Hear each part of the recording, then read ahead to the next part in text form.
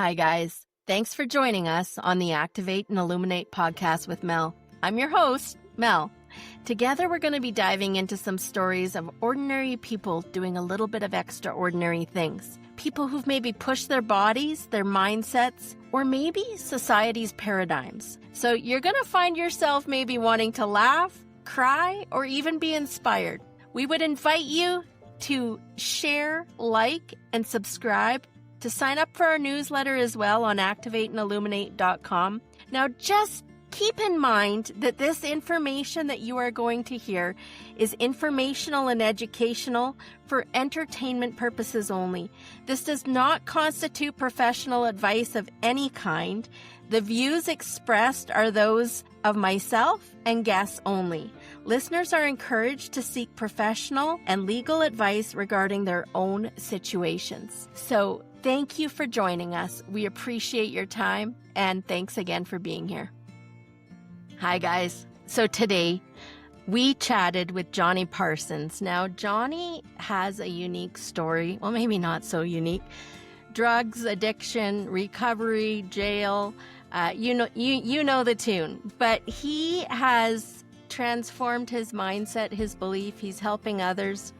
He's a superstar in business. He's a fitness guy. He's been a former firefighter. He shares with us just so much real life about parenting, so much real life about some of what took him down into that destructive mindset, and honestly, his faith and his commitment to making himself a better person was so inspirational. So check out this episode with Jonnie Parsons.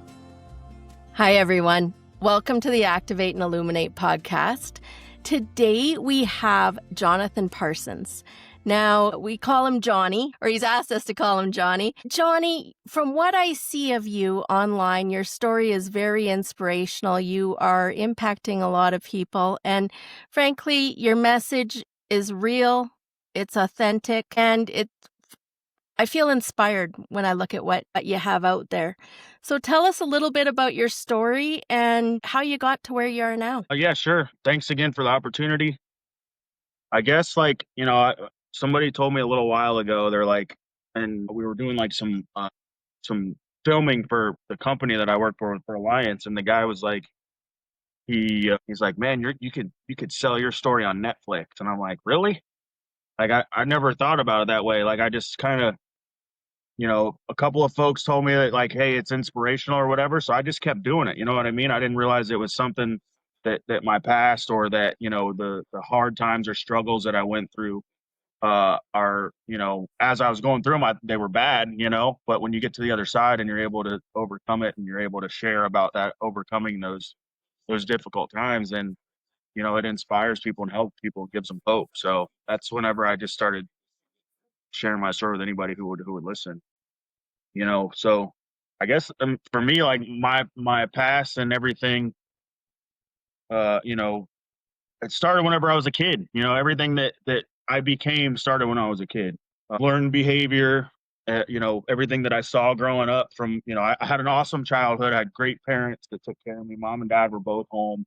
I grew up with, I had an older brother and older sister, 15 and 14 years older than me. So they were already having kids. Like I was one when my oldest nephew was born. And then 5 years behind me is my little brother, Ben. So my dad calls me and my little brother the Whoops children. And so I kind of grew up only childish for like the first 5 years. So I like to say I got away with murder. And then, my parents were doing a little better whenever they had me and my little brother. So they had, better finances and nicer house and, stuff like that. And, but great upbringing. I mean, I played sports from a young age. My parents, my mom was the breadwinner. She worked all the time. My dad took care of me because he hurt his back the year I was born, and had to have back surgery, and just was disabled. Was still not able to work, but still able to, kind of take care of the house. And oddly enough, he's, a Vietnam vet Marine that was a union iron worker that, out of nowhere, hurt himself and went from being like the breadwinner of the house to having to be like cleaning dishes and taking care of doing laundry and stuff like that. So I learned a lot from him because I learned how to do all those things. I learned how to fold my laundry. I learned how to cook dinner. I learned how to do and realize that it's okay for a man to do those things too. Um, but So, like I said, great upbringing, Vietnam vet Marine father who I was with most of the time. So very, for the most part, disciplined and, always, yes, sir, yes, ma'am, taught proper manners, holding the door open for people, always had a smile on your face, talk to anybody. My dad, I remember we would go to the gas station and he would just light up the people's, they would just be lit up with smiles by him joking with them or just saying hello and just always could light up a room. And, I always thought he was weird. Like, why does he talk to everybody? Why? I was like always shy. But I feel like that am that way now because of watching him do that. And so, like I said, upbringing was for the most part, like I said, like an only child. My family growing up was everybody smoked pot. Everybody smoked marijuana. Some people's families are drinkers. They go to Christmas dinner and they drink wine and drink or martinis and stuff. My family smoked weed at the kitchen table. And, that's uncles, aunts, everybody, they passed around joints. So when I was growing up, that's what I thought was normal. I saw that and thought that everybody did it, and I even remember my mom sold Tupperware when I was a kid. And I used to go to like Tupperware parties with her. And we went to this one Tupperware party, and these people were like, I walked in the kitchen and I wasn't like maybe supposed to be in there or whatever. I was maybe like 6 or 7. And they were rolling a joint and they're at this Tupperware party. I was like, oh, my dad does that, and they were like laughing because my mom's having a Tupperware party in the other room and this family's, you know, but so I thought it was normal, and I even like going to elementary school, I told my guidance counselor one day, they were teaching us about drugs and the DARE program. And I said, oh, my dad smokes homemade cigarettes like that. And, later that day that my dad was like, Johnny, you're not supposed to tell people that I do that. And I was born in 1986. So, back then it was really still frowned upon in the United States. Obviously things have changed now. So, it played sports from a young age. My dad was always there. He was never one of those people that was like Johnny, how come you struck out? Or he just was there. He always encouraged me. He never was like that dad that was like pressuring me to do good. Or I was always really like one of the top players on the team on anything that I played.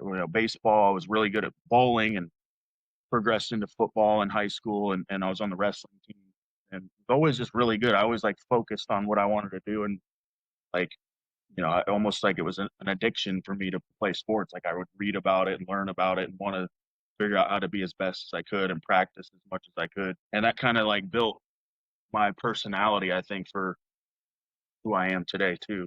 So obviously seeing what I saw growing up, like I thought it was normal to do drugs. So my first experimentation with marijuana was at the age of 9 years old.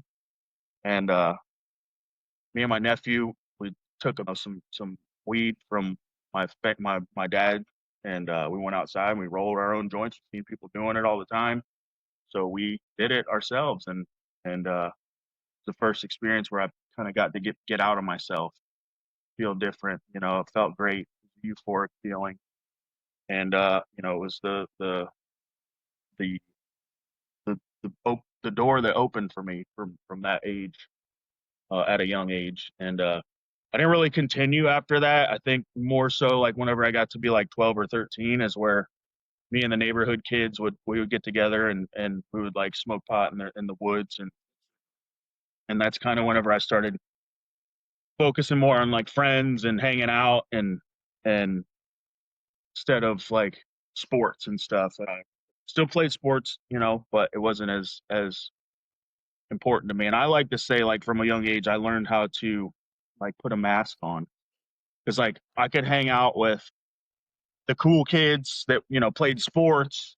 I could hang out with the people in the bathroom that were smoking cigarettes, and I could hang out with the Spanish people or hang out with anybody, and I would fit in. Like I just had that kind of personality where I could be in the circle. And so I could use that to my advantage. I was like, I would still play sports, be really good at sports, and then I would go hang out and party on the weekends and go to house parties and stuff. But at some point, in the middle teenage years, like I crossed the line. Obviously started drinking and stuff, going to parties. I crossed the line where like everybody else wanted to, they were like, all right, we're done, we're going home. Like I didn't want to be done. I wanted to do more. I wanted the party to keep going. So I just noticed that from that age going forward that I always took it to the next step.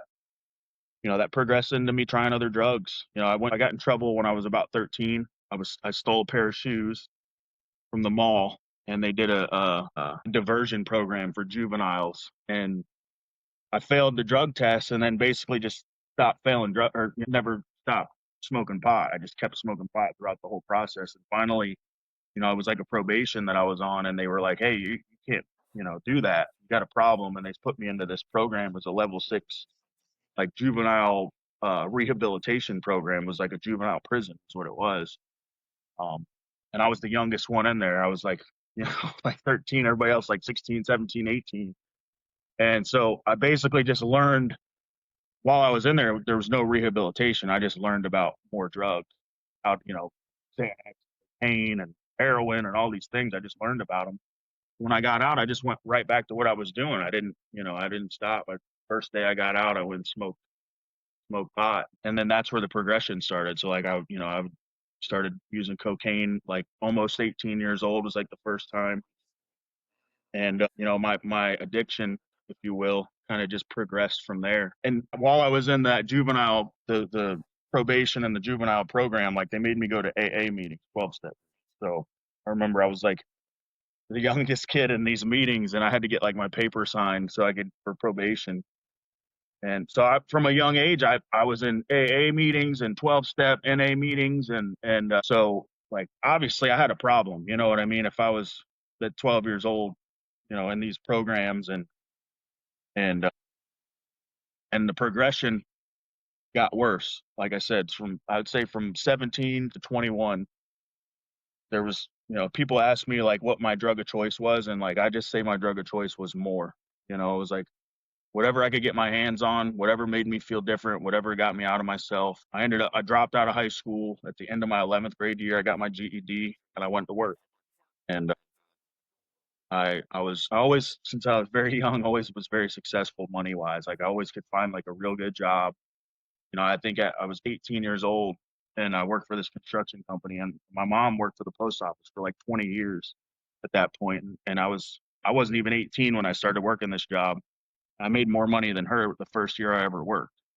And just from wasn't like it was because I worked like 90 hours a week. I worked Monday, 7 days a week, and a lot of overtime, and that's just very successful from a young age. Always knew how to be good at things, and so I got into what I do now. I was doing it that was my first job. I was doing site work, land development. Uh, I worked on every single crew, my first job that I had, and ran heavy equipment from a young age. I was 17. It was 3 months before my 18th birthday when I got hired, and I was running a PC 400 excavator, which is a large excavator. I was loading 22 off-road dump trucks. So like I was doing stuff that 50-year-old men, weren't even doing at a young age, and it's cool. Like what kid doesn't like heavy equipment? What kid doesn't like playing in the dirt?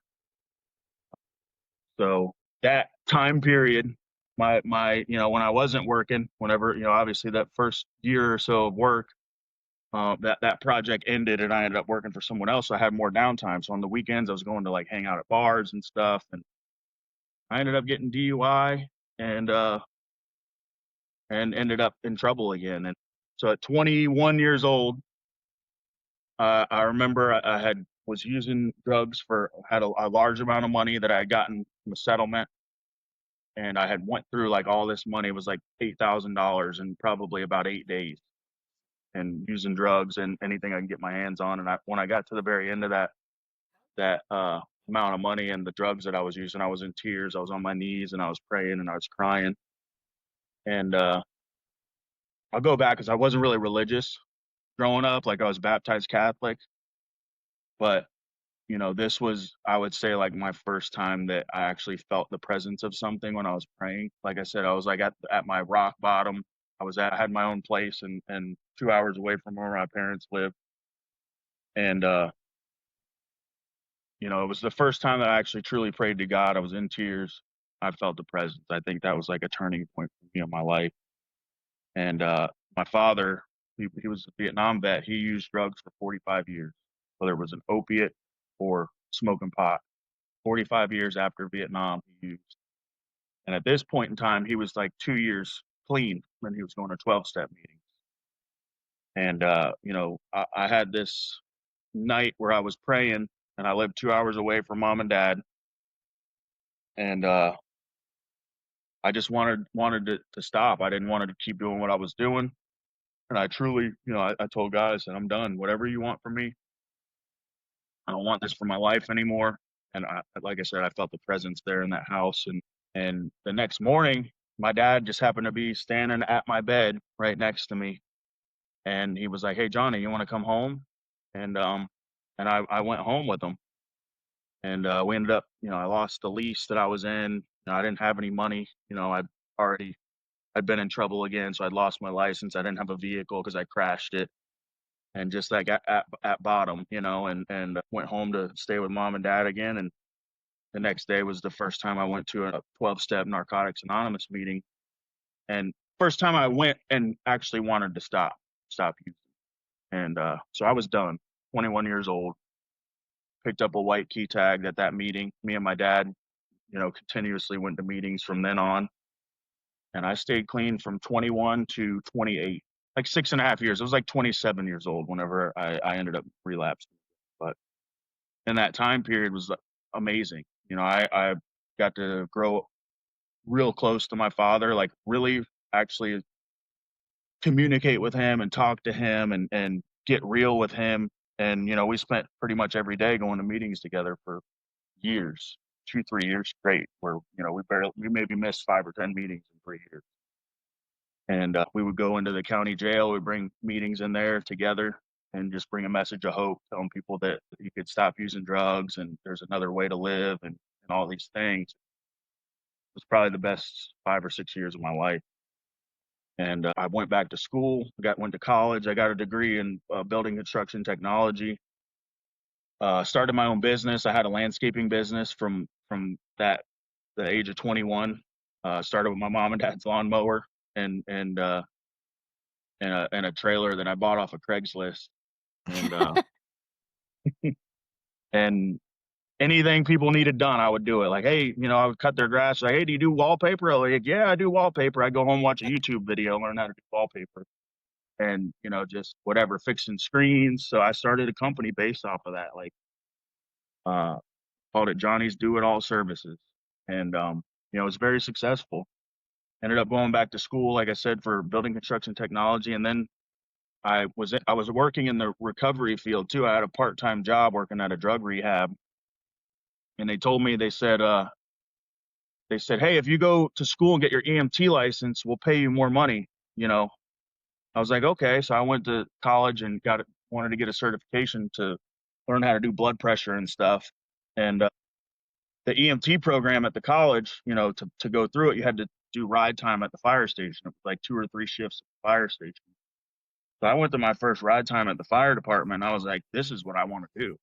Like, I want to be a firefighter. So I spent like the next 3 years of my life becoming an EMT, firefighter, and a paramedic. And it was like in 08, 09. It was like the time period where the recession happened in the US and like the chief's kids couldn't even get jobs. Like, that's how hard it was to get a job as a firefighter back then. This episode brought to you by ProTandemCanada.LifeVantage.com. What if you could turn on your body to work like it was supposed to? What if you could have it remember how to handle toxins, stress, and the environment like it used to when you were young? What if it worked for your pets too? What if this is not about supplementing something that is missing, but activating something that has gone dormant? About actually turning on your body to make these things again. Learn how to activate your body now. Check us out, ProTandemCanada.LifeVantage.com. And I had like created value in myself because I became a paramedic before I actually went to fire school. And in Florida, that's the bread and butter, is like medical. You run more medical calls here than you do fire calls. So I like created value in myself by doing the medical side first. And before I even finished fire school, I had a job offer to work for Hardee County in the middle of Florida. And it was like this 3 fire station fire department, like good old boy town in the middle of nowhere. But I took the job, and like I remember the first week I worked there, they were like, "Hey, you want to drive the fire truck?" And I'm like, "Yeah," you know. Like anywhere else, it takes you 3 years before you're even like eligible to drive a fire engine. To wash it. And these people were like, "Here, take the keys, like take it around the block if you want to."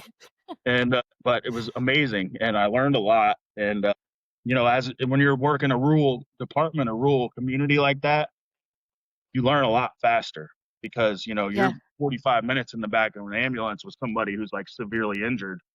You have to like really be on your P's and Q's to make sure that they're good until you can get them to the hospital. So I learned a lot. Um, and I still kept my lawn business because that's what most firefighters do. That you work 24 hours and you're off for 48.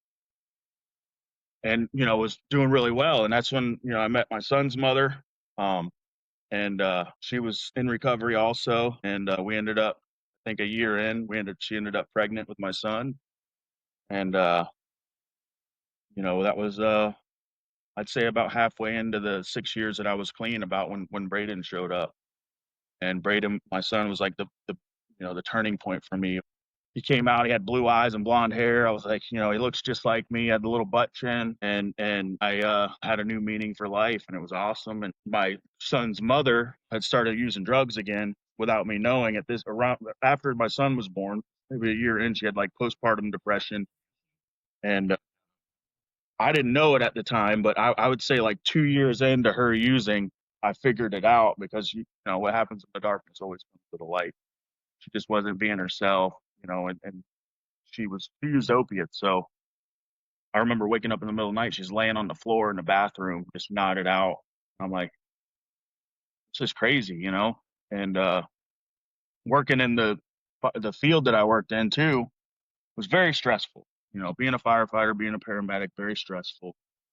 On top of most of the people that I worked with were alcoholics. I'm not going to say everybody, all firefighters are drunks or whatever, but most of the guys that I worked with took their couple days off and got drunk. And so I fell into that too. Like I was hanging out with them on the weekends, and it was just like one day it popped into my head again. I wasn't going to meetings. I wasn't connected to anybody because I was living in a new area, this other fire department that I was working at. And I just decided it was a good idea to have a drink again.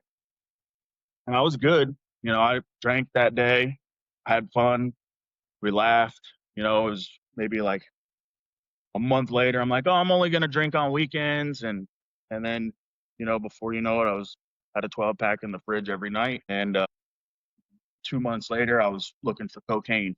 And, the progression just took me back right to where I was before I stopped. I started using opiates, as in pill form. I don't know what the statistics are now, but they say that cops and firemen are the most highly abused opiate addicts, and doctors too, believe it or not. Is it to deal with the trauma that they experience and So witness?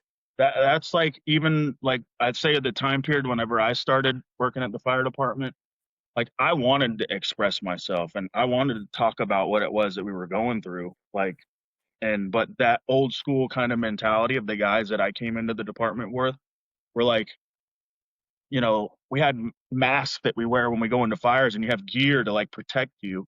And we would get done with a fire and they'd take their mask off and they're like, "Why you're a pussy because you got your mask on?" And I'm like, "Well, we're at a 3,000% higher risk of cancer because we're firefighters and we're exposed to chemicals and stuff. And I'm a pussy because I want to wear the safety device that's there to protect me." And then like, what we would go back to the station after like a severe call, or and nobody would be laughing. Like it was like you're almost desensitized to death and what's really going on. And like whenever I came into the or the fire service, like my kind of era of and group of people were pushing for change, to be able to like express yourself and talk about things and talk about your feelings, and we were in the time period where we pushed for like extra sets of bunker gear so that when you go to a fire, that's hazardous. That gear that you're wearing is off gassing things that cause cancer. And, the average lifespan of a retired firefighter is 10 years. Why would you want to have an awesome career and great retirement and retire at 40, but you can only live another 10 years? Like Right? there's, because of, Yay, retirement.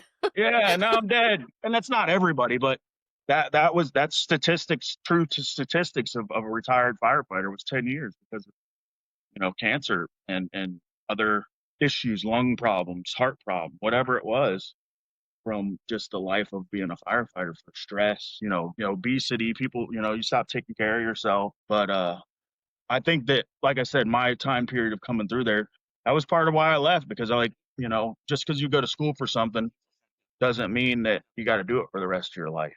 It was causing me to go back to a part of my life that I didn't want to be in, which was using drugs and drinking. Obviously I made the decision to do that, but I didn't want to continue to be stressed out and really, like, the pay wasn't that great either, for the stress and the risk. And obviously, I was at a point in my career where I was using drugs again. So I wasn't to my highest level, and I'd like to think that people could see that. I haven't really talked to any firefighters that I worked with to be like, hey, I know you had a problem back then. A couple guys have reached out, but they knew I was going through stuff with like my son's mother, and that's why I, ultimately left. I resigned. I was addicted to opiates. I was addicted to fentanyl. I was addicted to Suboxone, and I would do just enough to, like, an amount of drugs that would kill somebody just made me feel normal. And that's where I was at in my life.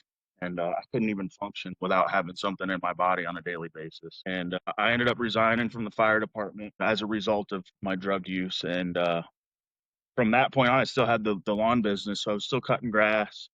Had bought my own house at this point in time, and my son's mother and I were split up. And I had full custody of my son at the time. And little by little, I just started losing things, like selling equipment and stuff to buy drugs. And I had built this amazing life, but, little by little, I was just taking piece by piece. I tell people I lost it, but I know exactly where it went. I gave it all away. I was at a point where I just continued to go further and further down towards the bottom. And it got to the point where and my son and my son's mother and I got into it one day. And that was like, the cops were called, and that's when our investigation started for her and I for like domestic. I didn't hit her or anything, but people heard us screaming. And we had, in Florida they call it the DCF, Department of Children's and Families. We started an investigation on us for parenting and making sure our son was in a safe environment. That came, drug testing came with that. And same deal for me as before. Like, I just couldn't stop using drugs. Nothing mattered more to me than getting high. My son, my family, nothing else mattered to me. Eventually led to me losing custody of my son. Obviously my son's mother and I split up, and I just Was she continued to go to clean the then? bottom. What's that? Was she clean then? She couldn't get clean either. She ended up No. losing her parental rights as well. Yeah, she Okay. couldn't stop. We were a toxic couple that just continued, we would get back together and just think that things were going to be okay. And it was, I think me going to jail the first time was probably the biggest saving grace. I got in trouble when I was a kid, but I never was like truly arrested again until I was like 30 years old. And I went to jail for, always, it was like some possession of marijuana or something small, but I was always doing something like way worse. So, like, I feel like God spared me, because like I should be a felon multiple times, but like I always would get in trouble for like the smaller thing instead of what I should have gotten in trouble for. And I don't know, like, even whenever I didn't get a DUI when I was a kid, I got driving with a unlawful blood alcohol level. And like, why? I don't know. I should have got a DUI. These people, the cop just decided to write something different on the paper. I don't know. But I look back on it, and as God was with me at the time, like, he spared me throughout this whole walk, and spared me from being a felon, I think, too, for, whatever reason. And when I ended up going to jail that time, that's when they handed me the paper, because I was through that DCF case. They were like, you either get better or you lose your rights. Well, I had gotten worse. And when I was in jail, they handed me the paper. They're like, okay, you lost your parental rights. Your son's put up for adoption. He was about 4 at the time. And his grandma, which is my son's mother's mom, she ended up adopting him. And my son's mother ended up getting clean and stuff while I was in jail that time. I was in jail for like almost 8 months the first time. And so he was being taken care of. He was safe. Grandma started taking care of him, and she did a great job. And I thank her for everything that she did, in those times, because I wasn't fit to be a parent. I was barely fit to be alive at the time. I was, overdosed multiple times. And, I think jail saved me that time. I got out again. I didn't, my mom was the only place I had to go. My father had passed away like a year before that. That was part of another reason why I stopped, why I resigned from being a firefighter, is because, my father passed away. I took it hard. And that's when my drug use got worse, as while I was a firefighter. And he passed away on my birthday. This year will be 9 years ago on my birthday that he passed away. And I didn't take it well when we lost him. And like I said, it just my progression of drug use, that's what landed me in jail and overdosing. And I remember I was doing fentanyl at the time, and I overdosed on fentanyl, and they took me to the hospital in an ambulance. And I remember I had more drugs in my pocket, but nobody knew about it. And like they hit me with Narcan or something. I don't know what they did. I was at the hospital. I started feeling better. I was like awake. And this is how like sick I was. It's like as soon as the nurse left out of the room, I pulled the drugs out of my pocket and I did more in the hospital from being there, from overdosing and being blue in the face and being hit with Narcan. And like, that's just like the sickness of the addiction that, I'm like, this stuff killed me, but I'm going to do more of it. And that's where I was at. But I ended up getting out of jail the first time. I would say I was probably 31 or 32. And this was the first time I got out of jail. So my mom like kind of gave me another chance. Like my whole family knew I was messed up at this point in my life. And she gave me another chance. She let me sleep on her couch. And I got a job again. I was making good money. And it didn't take but a couple months for me of making good money to go and try to use drugs again. And I just dragged across the bottom, like ended up to the point where I always told myself like I never would be that guy that like nobody would want anything to do with me. But like my family was completely done with me. Nobody, they thought I was the biggest piece of crap on the bottom of the, of the earth. I had, all my uncles and aunts. I'd try to get money from them, and they already knew like I'm strung out. And I had gotten to the point where nobody wanted anything to do with me.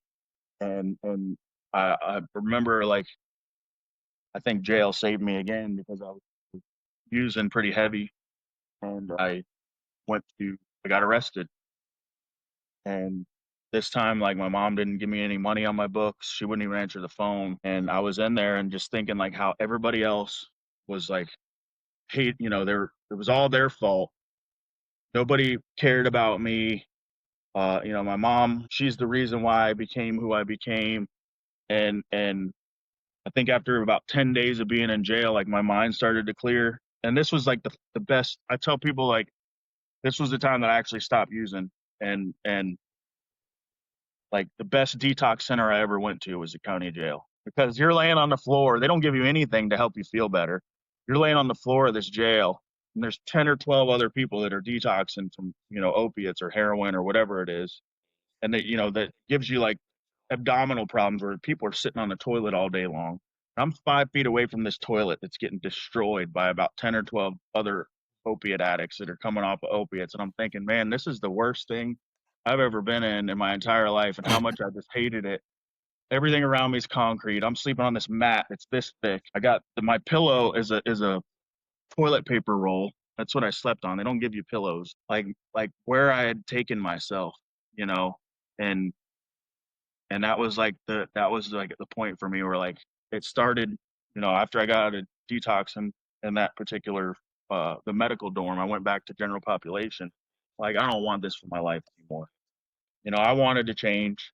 I started reading self-help books. I ended up getting into the spiritual dorm, which is like a faith-based dorm. And I,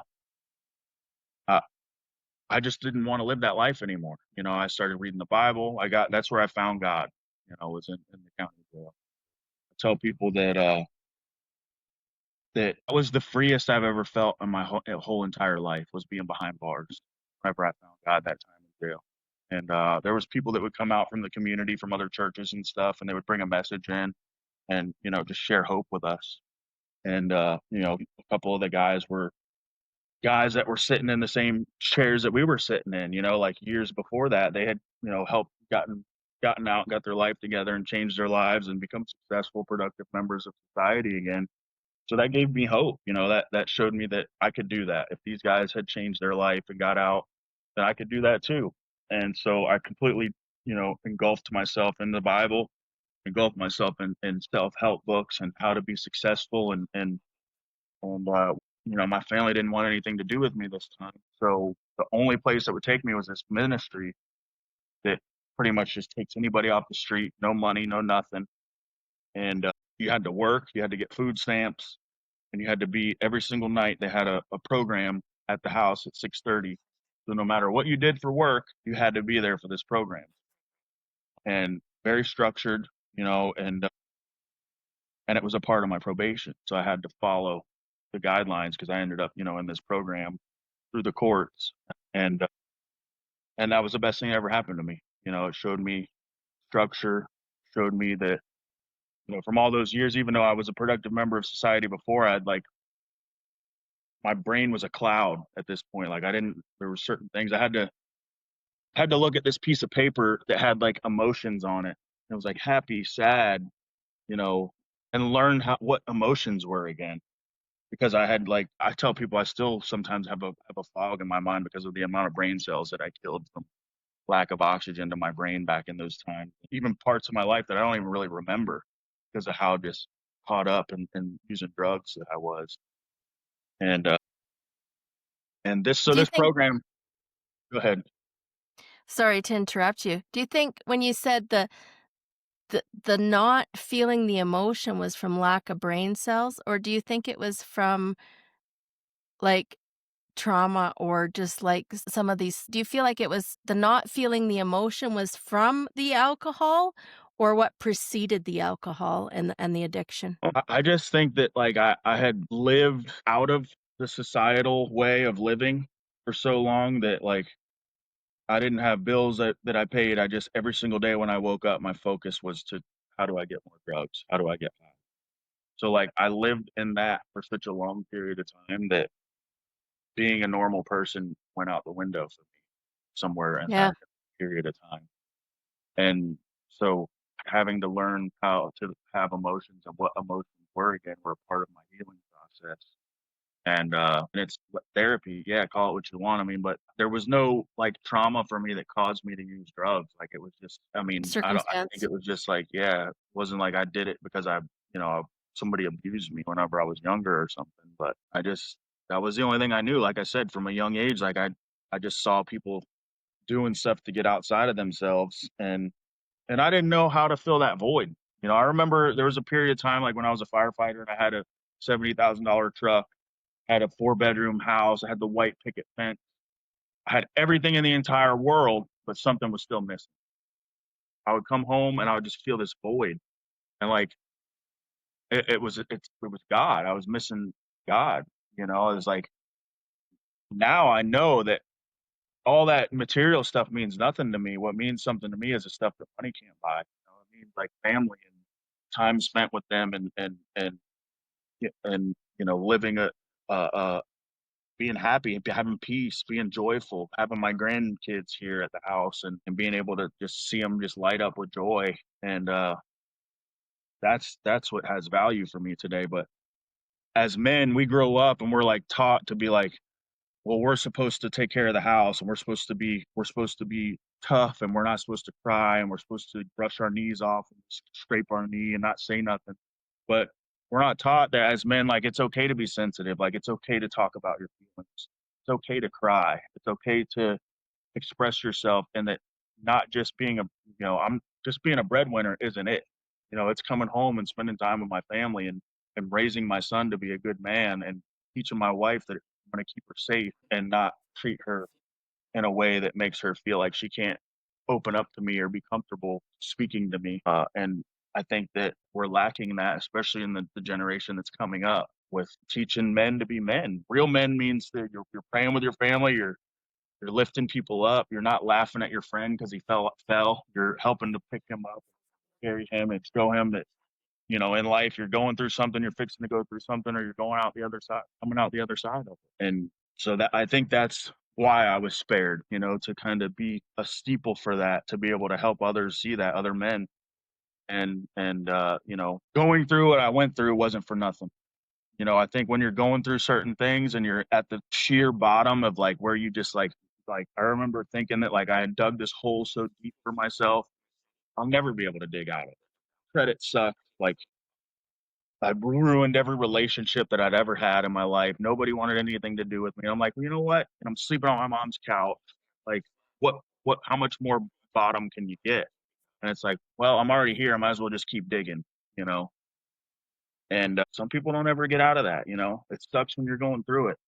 But, like I said, going to jail was the saving grace, was clearing my mind and being able to get the drugs out of my system for long enough to realize that, yeah, you know what? I created this path of destruction, but there is a possible way to get out of it. It don't matter how deep your hole is, you can always climb out. There's a saying for it's in 12 steps, right? But I say it took me 20 years of using drugs to walk into this forest of darkness, and took me this long to get in here, but it only takes me 12 steps to get out. And that for me, 12-step helped me. I think it helped me to be a better Christian too, because when I was in the rooms for those 7 years in my early 20s, I worked the steps with a sponsor. I was able to process my life. I was able to process why I did certain things. I learned about myself, and I was able to heal. And I was able to, when you heal, you get to a point where you're like, well, now I have all this knowledge. Like, what am I supposed to do now? Well, you're supposed to help others. You're supposed to teach them how to get out of what they're going through. So there's a saying that says you can't keep it without giving it away. So I helped other guys work the steps and helped them to go through the same thing that I went through to heal. And obviously I ended up using drugs again, and went and relapse. But some of those guys that I helped back then have still been clean since then. They're 20 plus years, 15, 20 years clean and sober. That have changed their lives. And like I said, getting out this time, I tell people it was 8 years ago now that I've been out of jail. 8 years Okay. ago, I was a homeless drug addict, and the story of hope is the greatest part, right? That's where I'm at now. That's the last 7 years of climbing out of that hole, and I'm still dealing with the wreckage of my past. Still today, I'm getting credit, people saying I owe money, like all this stuff. Like, I don't remember this credit card. I must have, been really strung out whenever I maxed that one out. But and still dealing with fixing relationships from my past. Like, I end up go to Walmart and there's somebody that I did wrong years ago, and I'm like, hey, you know what? I did this to you years ago, and I'm really sorry. Like, I'm not that same person anymore. And whatever you don't even have to forgive me, but I just want to make amends for what I did to you back then. And it's crazy to see like the look on people's face, like jaw drop, like. But I was able to grow from coming out of jail this past time to, like I said, I didn't have custody of my son. I didn't have a place to stay. I didn't have anything, and had the clothes that I went into the county jail with. And through the last few years, like I met my wife. I told the pastor of the ministry I was in, I said, man, I really want a good Christian wife. He's like, you got to be a good Christian man first. And so that's what I did. I was like, I did that. Like, all these other kids in this ministry were doing the same stuff they were doing before. And it's like, Yeah. it was lonely for me. Like, everybody else is out having fun and smoking cigarettes and, doing all these things that the world wants you to do, but I'm in my room, like just in my Bible, like and change it. Like I don't want to live that way no more. I don't want that for my life anymore.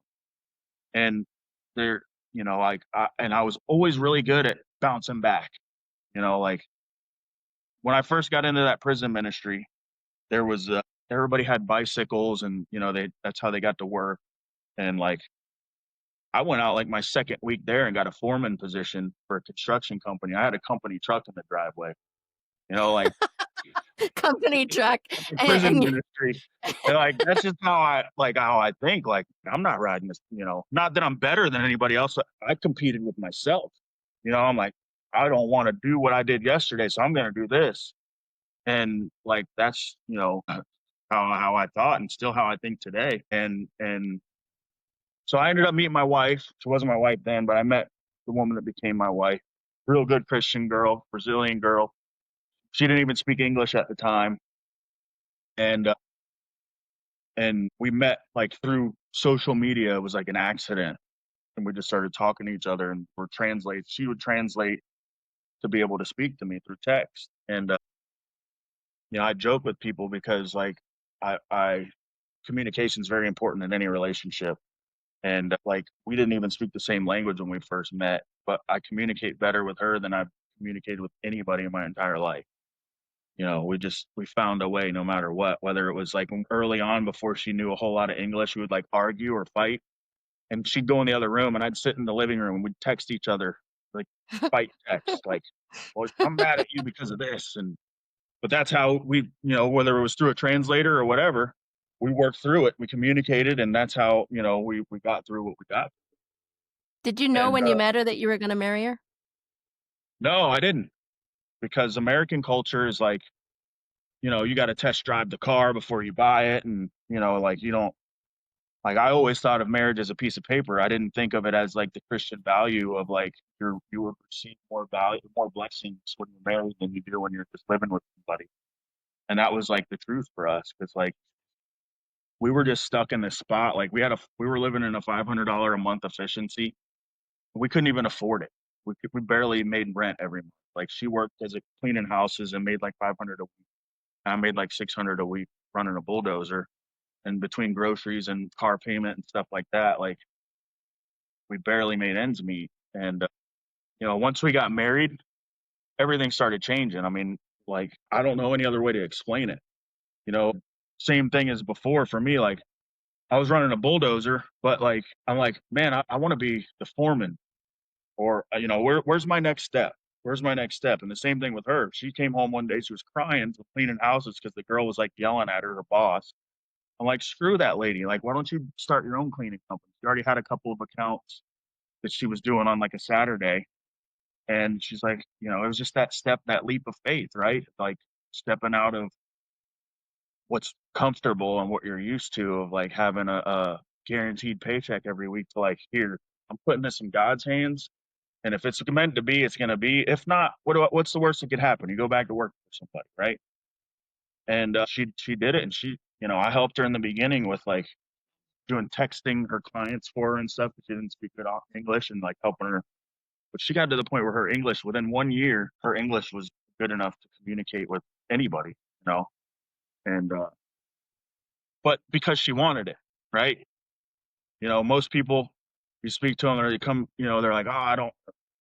Their pride and their ego gets in the way. But if you really want something, you're going to do it. If you really want to learn English, you're going to do it. Really want to be a foreman, move to the next step, you're going to do it. It's stepping out of that, like I call it the winning the lottery mentality. Like, oh, if I win the lottery, I'm going to do this. Like, I don't have to win the lottery to do that. I can create that for I don't have to rely on somebody else to do it. I can do anything if I put my mind to it. So I can that's what see we how did. I can see how this would be this mindset in this 12-step program and some of the skills that you've built. Is this what you teach people in business? And is this what you teach your clients, fitness or business? It's like a culmination of everything I've learned over the years, to be honest with you. I just like, this is what I did. What worked for me might kill somebody else. But, like the same thing, like whenever cause I don't claim to be an addict anymore. I don't claim to be an alcoholic. Like I don't wish that over my life anymore. I'm not, I don't go to 12-step meetings anymore. Like I do a Bible study. I serve others within the student ministry. I serve the community, and I go to the jail once a month and bring a message into the jail, same way that someone brought a message in there for me. And I think that by even helping people through coaching is serving, it's Mhm. service to others, and that's what I don't really know. I didn't know I was teaching people. I've been teaching people for years. I didn't even know it. I was just sharing my life and my story and what I've done and what I've gone through. And people just started asking me like, "Yo, why don't you show me how to do that? How did you do that?" And it's like, even with business, like I just have a different mentality. And like I remember going to the gym one day, and I'm on this treadmill, and I'm looking around at like 50 other people, and not one of them is sweating. What are you doing at the gym? Like I'm the only one in this place sweating. And not that I was comparing myself to others, but like everybody has the same ability and the same opportunity as the next person. But we and we sell ourselves short. We tell ourselves we can't do things. You've already given up, so you can't. You never even tried yet. You've already given up. And so I mean that's what I teach people is like, do it. Just do it. If you want to do something, I ask them like, what is it you want to do in life? Where do you see your business? Do you tell me? That's what I did. I wrote it down. I said, I want to be here at this point in my life. I told myself in January of this year that I wanted to have a supercar. And in February, there was, some people might not say it's a supercar, but I have a Porsche, and it's just, you visualize it and visualize yourself doing it and figure out what you have to do it and just do it. Do the work, and get out of that like victim mentality mindset. And that's what I try to teach. And then stepping out in faith and putting things in God, God, if this is what you really want for me, show me. Show me this is what you want from me. Then for 100%, like if that's your purpose or not. God wants me to go share my story with people so that everything I went through that was horrible in my life can be something. And when you stand on it and walk in it confidently, there's your purpose may change as you grow and change in your life too. But at least for this season of my life, this is what God wants me to do. Doesn't mean I got to do it for the rest of my life. You know what I mean? Do you think addiction is fueled by lack of connection and purpose? I think it has a place there. Yeah, I think so. I mean, here's the reality, right? Most of most people are addicted to something. Mhm. Just 'cause drugs just get you to your bottom faster. Alcohol just makes you go there quicker. But whether it's eating or when I stopped using drugs, I just switched one out for the other, and I became obese and started just filling my void with food instead of spirituality. And then I got to the point where my cholesterol was high and had heart problems and I was snoring. But that thing is like people don't want to do anything till the pain gets great enough, right? Whether it's addiction, whether it's you know, obesity, whether it's gambling, whether it's spending money, they call it plastic surgery because I had a problem with spending money too. I didn't even know you could be in the throes, but that's what I did to my life. I tried to make myself feel better by buying stuff, and I had kind of cut the credit cards, did plastic surgery.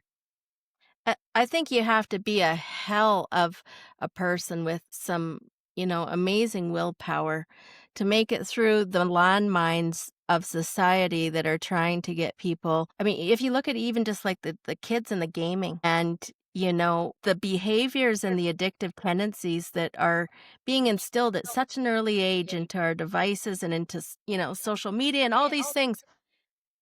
It's setting us up for being addicted to different things, and, as I look at some of the drug laws and how easy it is to access, there's nothing in me that makes me think that our governments don't want us on drugs, Yeah, I right? agree. Yeah. I mean, you look at the opiate pandemic of when all that stuff was going on. That you would go in with a an x-ray to a pain doctor, and they're sending you out of there with 3 different painkillers and some Xanax and some, and like, and something to sleep with. Here's 5 addictive drugs that we're just going to hand you. We'll see you next month. Call us when you're Yeah. ready to get more. And that's why there's a lawsuit going on right now for that. I mean, I remember working in the recovery facility that I worked at, and there's normal everyday people, lawyers, doctors, just normal people that would come in there. They're like, "Hey, I had knee surgery. Next thing you know, I'm on the street buying heroin." You know what I mean? And that's how it happened for people. It wasn't like they ever were addicted growing up or anything. It was just like that what they were taking made them physically bound to it, and they didn't even know it. Yeah, I actually think there's a spiritual component to it as well, as far as I think there's war being waged against us on so many levels. 100%. Every single day is a spiritual battle. I tell my son when he leaves the house, I said, "You might not be able to see what's around you." And it could be, I use this one a lot, but it could be like when I leave to go to work and Nancy cuts me off in traffic. Like, it's not, Nancy that's the enemy or that's trying to get in my way, but, you know, it's the spirit that's within Nancy. It's whatever is trying to attack me that day, and how I react to it.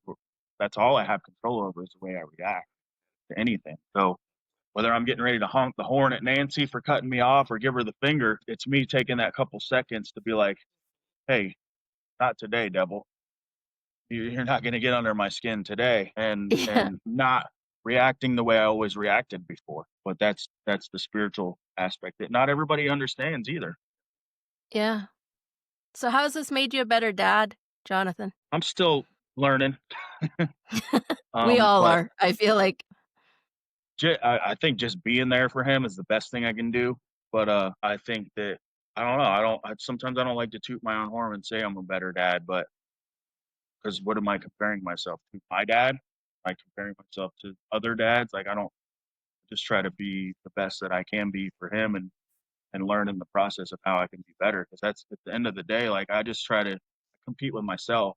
Like, how can I be better than I was yesterday? How can I react to a situation with my son differently the next time that I think I was wrong in this time? And I can use a little example, I guess, that happened like a couple of weeks ago. He's at 14, testosterone starting to kick in. I'm a pretty good sized fella, like, but he's starting to be, he's like right here on me right now at 14. And Okay. he said something to his stepmom, kind of just, like, "You don't have to listen to you." I just went in and I was like, "Whoa, whoa, whoa, whoa," not trying to like bully him or seem like I'm bigger or better than him, but like, "Hey, that's not gonna happen," and then he kind of got that way with me, and he has a lot of respect for me, and he doesn't act that way, but I know as he gets older and the testosterone starts kicking in, he's gonna be angry and upset with me. But I basically, and if there's anybody in the whole world that makes me cuss, it's that boy. I don't know what it is. I can deal with other people's kids.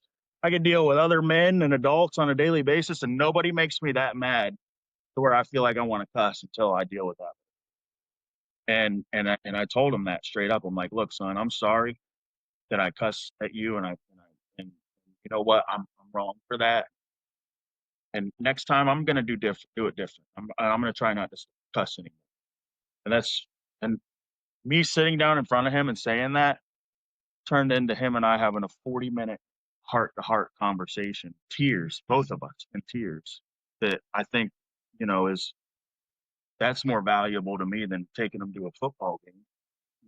That's that's and I learned from that. I learned just as much as he did, and basically just left the door open, and he told me things that he was gonna do differently himself, that he felt wrong for saying what he said. And so I think leading by example in that way was a way that I became a better dad for that particular situation that day, that example.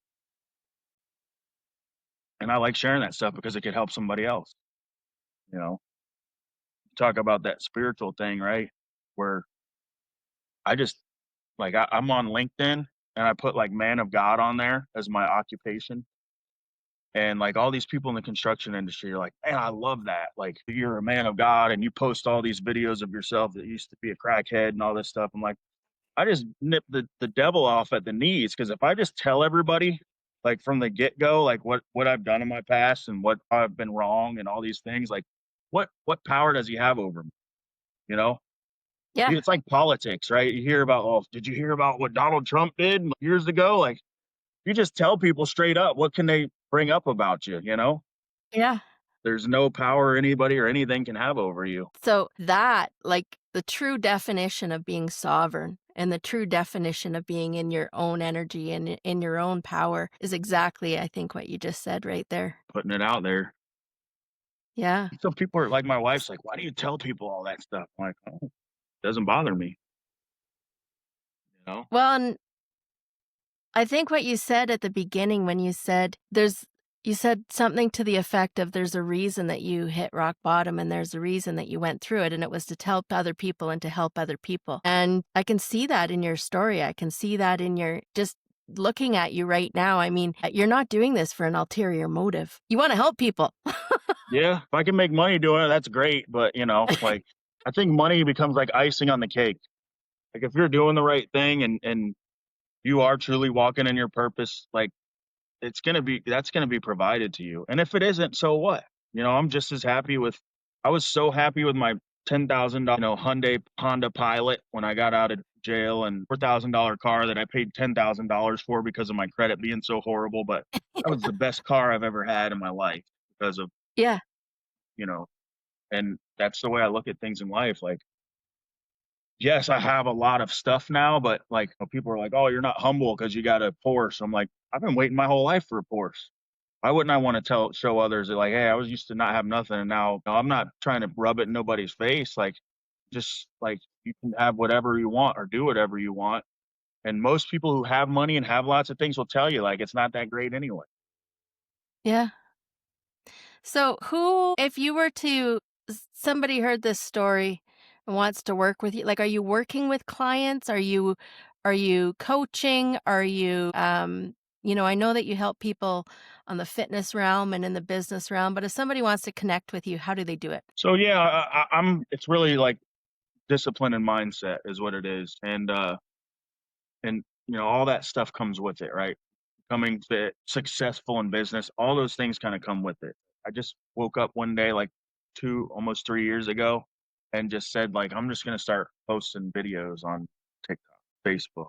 Yeah. All I did was like a daily video of like it wasn't even really like faith-based or anything like that, but like, hey, I woke up this morning after I did my morning routine, my daily devotional, whatever, and this message got put on my heart and I shared about it. And next thing you know, like there's 15,000 followers on TikTok and a couple thousand followers on all these streams and on platforms. And people told me, they're like, hey, it's inspiring.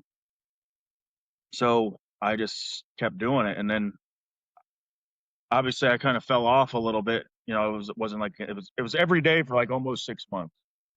And then I just stopped for whatever reason and was living life. And more recent, I just went on to enter YouTube like 3 months ago, and I was like, all those videos I posted were viral.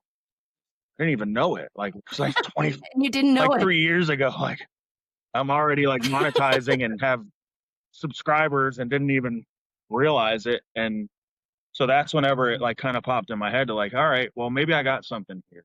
And it's like, not even really for, like I said, like for money or something. If I get it, great. But at the same time, like I just want to maybe be a beacon of hope for somebody or be able to be there for somebody to help them go through something. That's really what it became for me. So I'm willing to work with people. I have a few clients that I've been working with, but that are paid clients for fitness and for elite business coaching and stuff like that. And those just kind of get more of my time than the folks that are just reaching out. You know what I mean? So Yeah. we do once a week 100%. calls for the elite program and pretty much you can get a hold of me anytime to talk about things. And we just talk about like what do you want to do? What's your next step? What do you want to do with your business? How do you want to grow? And I just really it's like a mentorship because most of these people are doing the work. You're doing it. I'm just helping you to figure out how to do it maybe the same way I did it or whatever. I mean, in my business, I was a bulldozer operator 7 years ago, and now I'm an executive vice president for a site development company. And, we're shooting my first year, been doing it for 3 years. I started this company with a buddy of mine, and the first year we hit 15 million. So far this year, I think I've had 15 million in the last month in contracts for site development work. And so, but it's that same go-getter mentality, that I've used throughout my whole process, that I use in business, and I use in my faith, and I use in help to be a better father, to be a better husband. All that stuff can help you to be great at everything. And so that's all. I just try to, people end up doing the work. I just kind of help them get there. And so far there's two guys I've helped with their business that, one guy is a trucking company, good friend of mine, and he's was working using his truck working for somebody else. And I was just like, well, why don't you work for yourself? Like, okay, well, how do I do that? I'm like, well, you got to go talk to this person, and this person. And then next thing you know, he's got three more trucks now, and he's works completely for himself. And, but he's like, you helped me. He's like, you told me what to do. I didn't know how to do all that stuff. And another guy just started working with me a few months ago. This guy is just killing it. He started out with a small demolition company, and he's already working towards another trailer, working towards another truck, and just little stuff that where I'm like, yo, why don't you try this? And they're like, I'm not saying I did anything for them. I just help them with ideas, and they do the work. But it's amazing that how much we hold ourselves back from going to the next level, and just having that extra set of eyes or that extra input that I'm giving these people. Sometimes I'm telling them stuff they don't want to hear, but with love, about themselves. And not everybody's willing to do that in life. Not everybody you meet is willing to do that. So Well, I feel so grateful and honored that you came on and chatted with us today, honestly. I feel grateful to have been connected to somebody with your perseverance, first of all, and that you've really been able, I don't sense from you any blame. I've sensed from you full accountability for everything that's transpired. I am grateful to have heard your story and to maybe be able to share it to even a few. yeah, thank you. Yeah, no, it's been awesome. And maybe you can come on my podcast once I get it going too. I would love It's that. just crazy I to would love see that. where God kind of takes you. Like, I never thought I would even want to be where I am right now, even sharing my story with somebody. So, it's now I didn't want a podcast.